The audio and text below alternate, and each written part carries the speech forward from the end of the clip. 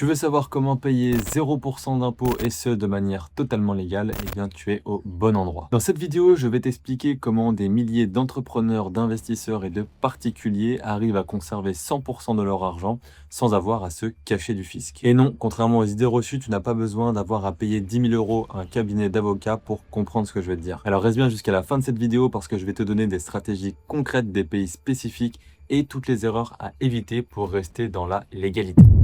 Premièrement, j'aimerais mettre le point sur une chose qui est importante. Payer 0% d'impôts n'a rien à voir avec le fait d'être un escroc. C'est juste comprendre certaines règles et jouer avec ces règles-là. La fiscalité, c'est exactement comme un jeu d'échecs. Il y a des pays qui taxent énormément, comme la France par exemple, et d'autres pays qui ont plutôt fait le choix d'attirer énormément de talents, d'entrepreneurs, d'investisseurs en ayant une fiscalité qui est ultra avantageuse. La réalité, c'est que chaque pays décide librement de ses impôts. Il y en a certains qui cherchent à t'écraser avec des impôts à ne plus en finir, et d'autres qui choisissent de t'accueillir les bras ouverts avec une fiscalité qui est réellement quasiment nulle. Et aujourd'hui, on a de la chance parce qu'avec Internet, avec la mondialisation, on peut vivre de où on veut, travailler de où on veut et profiter des meilleures conditions fiscales du monde. Mais maintenant, concrètement, comment est-ce qu'on fait? Alors, il y a deux grandes approches. La première, c'est changer sa résidence fiscale et ou créer une société offshore. Et donc, on va voir les deux. Alors, changer sa résidence fiscale, ça veut tout simplement dire ne plus être résident fiscal français. C'est tout. C'est pas plus compliqué que ça.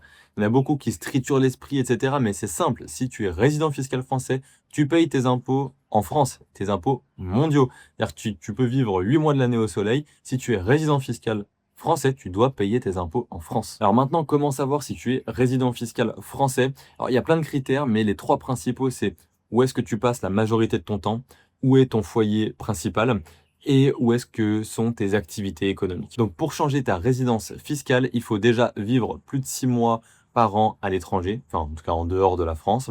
Il faut couper son foyer fiscal en France et il faut vraiment vivre à l'étranger en fait. Il faut avoir une vie réelle à l'étranger. C'est-à-dire que c'est pas simplement OK, bah, j'ai une boîte aux lettres à Dubaï, alors c'est bon, je suis résident fiscal aux Émirats. Non, ça marche pas du tout comme ça. C'est pareil, il y a plein de gens qui pensent que OK, bah, je vais vivre 6 mois et 1 jour à l'étranger et ça suffit, la France pourra pas venir m'emmerder après. Ouais, mais c'est pas exactement le cas. C'est-à-dire que si vous avez encore des boîtes en France, que vous avez une maison en France en tant que résidence principale ou une maison dans laquelle vous êtes locataire, que vos enfants vont à l'école en France, que votre femme avec laquelle vous êtes marié vit en France dans cette maison, et cetera. Bref, tout ça, c'est des choses qui compte réellement en fait pour la résidence fiscale. Si vous gardez votre numéro de téléphone, votre compte bancaire, votre carte vitale, et cetera. Non, c'est pas parce que vous avez passé 6 mois et 1 jour, à l'étranger que ça y est, vous êtes plus résident fiscal français. Ça marche pas du tout comme ça, donc faites bien attention. Être un résident fiscal d'un autre pays, c'est clairement vivre dans un autre pays. Voilà, avoir sa vie à l'étranger et plus du tout en France. Donc maintenant, une fois qu'on a vu la résidence fiscale, on va parler des sociétés offshore. Donc là, ça va vraiment dépendre, du pays en fait dans lequel vous allez aller, de ce que va pouvoir vous apporter ce pays-là. Par exemple, il y a certains pays, c'est très compliqué d'avoir des processeurs de paiement comme Stripe, et cetera. Ou alors vous pouvez les avoir, mais vous avez énormément de frais, et cetera. Et donc, bah, vous préférez utiliser une LLC, par exemple, aux États-Unis, pour avoir des frais qui sont réduits sur les paiements que vous allez processer, pour pouvoir ensuite derrière faire la transition entre votre argent dans la LLC, par exemple, à une société à Dubaï. Voilà, les frais Stripe à Dubaï sont bien plus chers que les frais Stripe sur une LLC aux États-Unis. Et donc, vous pouvez très bien facturer. Donc, voilà, vos clients payent sur un Stripe US. Et ensuite, de votre société aux États-Unis, vous transvasez l'argent à Dubaï. Et comme ça, votre argent arrive là-bas directement si vous vivez à Dubaï. Voilà, donc il y a plein de possibilités, de manières de faire. Mais voici concernant la LLC. Donc, des fois, il va falloir une société offshore. Voilà, moi, ce que je recommande le plus, c'est la société aux États-Unis pour pouvoir avoir un Stripe aux États-Unis et toutes les possibilités qui vont avec. Donc, il y a par exemple des pays où l'imposition est territoriale, comme au Panama. Donc, si en fait vos revenus viennent de l'étranger, eh ben, vous n'êtes pas imposé. Donc là, vous avez tout intérêt à avoir une société, par exemple une LLC aux États-Unis, une société offshore, parce que du coup, l'argent est fait à l'étranger, et donc quand vous le rapatriez au Panama, eh ben, vous avez absolument 0% d'impôt. Voilà. Donc, pour toutes ces raisons-là, une société offshore, peut être vraiment, nécessaire. Donc voilà, après ça dépend de votre profil, d'où est-ce que vous allez, de votre activité et de plein de choses. Donc maintenant, quels sont les meilleurs pays pour vivre à 0% d'impôt? Évidemment, vous avez, Dubaï, il y a pas d'impôt sur le revenu, quasiment pas d'impôt sur les sociétés. En fait, c'est jusqu'à, 100 000 $ de bénéfices sur votre société, enfin sur les 100 000 premiers dollars, vous n'êtes pas imposé et tout ce qui est au-dessus, vous allez être imposé. Mais par exemple, votre salaire n'est pas compté là-dedans. C'est-à-dire que par exemple, si vous versez, je me dis n'importe quoi, 10 000 euros de salaire par mois, eh bien à la fin de l'année, vous vous êtes versé 120 000 euros. S'il reste en plus de ça 100 000 sur la société, donc ce qui fait au total 220 000, vous n'êtes pas imposé. Ok, donc c'est tout ce qui reste après votre salaire, après vos dépenses, etc. S'il reste plus de 100 000, eh ben, là, vous allez être imposé dessus à 9%. Donc, on va dire que c'est relativement correct. Vous n'avez pas d'impôt sur la fortune. C'est voilà, clairement, Dubaï, c'est un paradis fiscal moderne, ultra sécurisé, ultra connecté, avec vraiment un niveau de vie qui est assez élevé. Et pour illustrer ce que j'expliquais sur l'imposition territoriale, eh ben, vous avez donc le Panama. C'est-à-dire que vous avez un impôt uniquement sur les revenus qui sont générés dans le pays, mais 0% d'impôt pour tous les revenus qui sont générés à l'extérieur. Donc si par exemple vos clients sont en France, eh bien, vous payez aucun impôt au Panama. Bien sûr, chaque pays a ses conditions d'obtention donc du visa de résidence, donc il faut bien faire attention. Des fois, ça va être investir une certaine somme, des fois, ça va tout simplement créer une société ou alors acheter un bien immobilier. Voilà, ça dépend, il y a plein de manières et de possibilités d'obtenir un visa de résidence dans ces pays-là, mais voilà, il faut bien se renseigner parce que chaque pays a des règles qui sont complètement différentes. Maintenant, honnêtement, il y a plein de pays où c'est vraiment ultra simple. Même monter aujourd'hui une société, enfin une structure internationale avec une LLC, etc.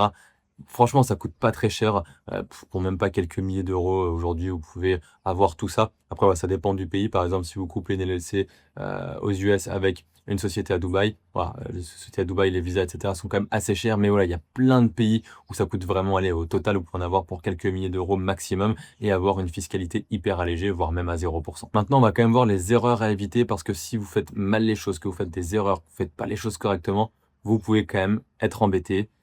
Et je pense pas que vous avez envie de ça quand vous changez de pays, vous avez envie de vous expatrier pour plus payer d'impôts, pour vivre ailleurs qu'en France. Je pense pas que vous ayez envie que la France vienne toquer derrière pour vous réclamer de l'argent, alors que vous êtes déjà parti, et même ce déjà depuis plusieurs années. Ne gardez pas une adresse en France, c'est la première erreur à éviter. Je vois beaucoup de personnes qui gardent le loyer d'un appartement, qui continuent à le payer alors qu'ils vivent à l'étranger, ou qui gardent une maison en résidence principale.